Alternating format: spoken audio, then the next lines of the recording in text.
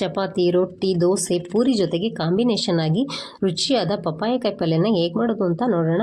ಒಂದು ಬಾಣಲಿಗೆ ಎಣ್ಣೆ, ಸಾಸಿವೆ, ಜೀರಿಗೆ, ಸೋಂಪು, ಬೆಳ್ಳುಳ್ಳಿ, ಶುಂಠಿ, ಈರುಳ್ಳಿ ಹಾಕಿ ಬಾಡಿಸಿ ನಂತರ ಗೋಡಂಬಿ, ಬ್ಯಾಡಗಿ ಮೆಣಸಿನಕಾಯಿ, ಖಾರ ಮೆಣಸಿನಕಾಯಿ, ಟೊಮೆಟೊ, ಉಪ್ಪು ಹಾಕಿ ಟೊಮೆಟೊ ಮೆತ್ತಗಾಗುವವರೆಗೆ ಬಾಡಿಸಿ ಮಿಕ್ಸಿ ಜಾರ್ಗೆ ಹಾಕಿ ನುಣ್ಣಗೆ ರುಬ್ಬಿ ಪಕ್ಕಕ್ಕಿಟ್ಟು ಇನ್ನೊಂದು ಬಾಣಲಿಗೆ ಎಣ್ಣೆ ಹಾಕಿ ಸಿಪ್ಪೆ ಮತ್ತು ಬೀಜ ತೆಗೆದು ಕತ್ತರಿಸಿದ ಪಪ್ಪಾಯಕಾಯಿ ಹಾಕಿ ಪಪ್ಪಾಯ ಬೇಯುವವರೆಗೂ ಬೇಯಿಸಿ ಒಂದು ಪ್ಲೇಟ್ಗೆ ತೆಗೆದಿಟ್ಬಿಟ್ಟು ಅದೇ ಎಣ್ಣೆಗೆ ಸಾಸಿವೆ, ಕತ್ತರಿಸಿದ ಈರುಳ್ಳಿ, ಕರಿಬೇವು, ನೆನೆಸಿದ ಹೆಸರುಬೇಳೆ ಹಾಕಿ ಬಾಡಿಸಿ ನಂತರ ರುಬ್ಬಿದ ಮಸಾಲೆ, ನೀರು, ಉಪ್ಪು ಹಾಕಿ ಕುದಿಸಿ ಮಸಾಲೆ ಬೆಂದ ನಂತರ ಬೇಯಿಸಿದ ಪಪ್ಪಾಯಕಾಯಿ ಹಾಕಿ 2 ನಿಮಿಷ ಬೇಯಿಸಿ ನಂತರ ಗರಂ ಮಸಾಲ, ಕಸ್ತೂರಿ ಮೇಥಿ ಹಾಕಿ ಮಿಕ್ಸ್ ಮಾಡಿದರೆ ರುಚಿಯಾದ ಪಪ್ಪಾಯಕಾಯಿ ಪಲ್ಯ ರೆಡಿ.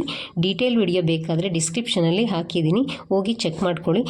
ಇನ್ಸ್ಟಾಗ್ರಾಮು, ಫೇಸ್ಬುಕ್ಕಲ್ಲಿ ನಮ್ಮ ವಿಡಿಯೋನ ನೋಡೋರಾದರೆ ನಮ್ಮ ಪೇಜ್ನ ಫಾಲೋ ಮಾಡ್ಕೊಳ್ಳಿ. Thank you for watching. Bye friends.